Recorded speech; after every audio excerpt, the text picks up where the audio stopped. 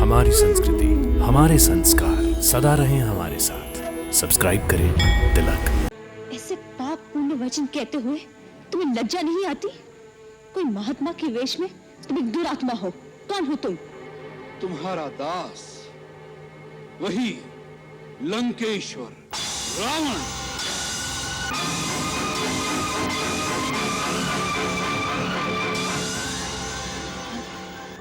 हाँ, रावण, जिसे तुम्हारी कामना ने इतना आतुर कर दिया है कि स्वयं तुम्हारे द्वार पर भिक्षा मांगने आया है। सीते, आज तुम्हारा भाग्य उदय हो गया।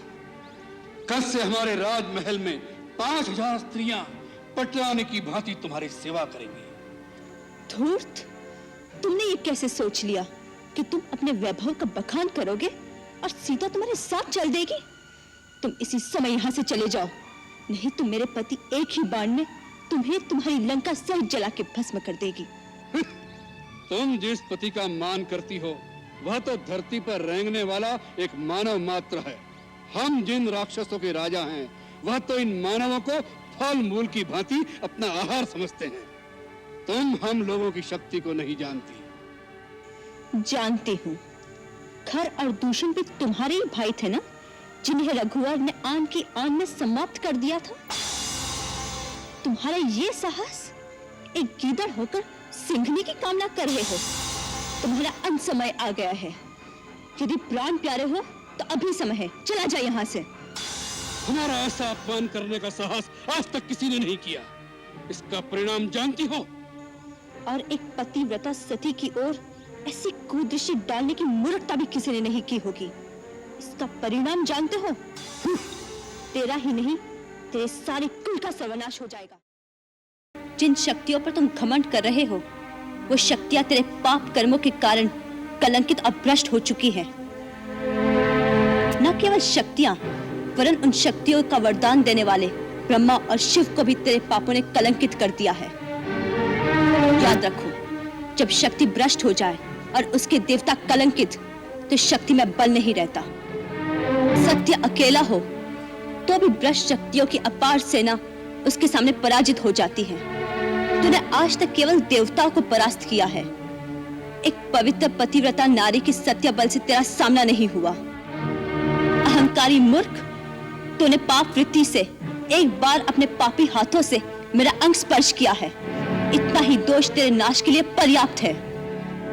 मेरे शूरवीर और धर्मपरायण पति के विषैले बाण निश्चय ही तेरा समूल नाश कर देंगे। अपने राज्य से निकाले हुए, दर दर भटकते हुए उस वनवासी भिक्षुक की आशा करना छोड़ दे। एक अनजान बालिका की भांति एक भिखारी का सपना मत देख, जो कभी सच नहीं होगा।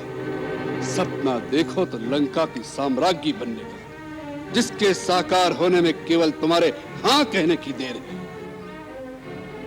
तीनों लोकों की सुंदरियां अपने हृदय में यही सपना संजोए बैठी रहती है। परंतु तुम कितनी भाग्यशाली हो सीता, कि स्वयं त्रिलोक विजयी रावण तुम्हारे सामने प्रेम की भिक्षा मांगने खड़ा है।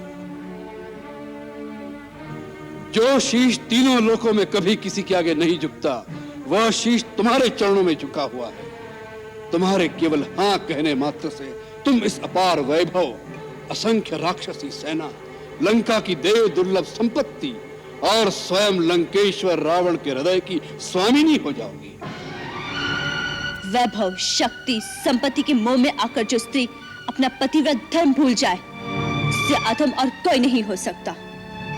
मेरे लिए वो मेरे बनवासी वीर ही तीनों लोकों की संपत्ति से अधिक मूल्यवान है। उस महान पुरुष सिंह के सामने तुम मुझे एक कायर, तुच्छ सिंगल लिखते हो, जो चोरों की भांति आकर एक असहाय अबला को छल से उठा ले गए। धिक्कार है तुम पर, तुम्हारे ऐश्वर्य और वैभव पर, तुम्हें जन्म देने वाली माता पर, तुम्हारे पूर्वजों पर, तुम्हारे कुल पर धिक्कार है।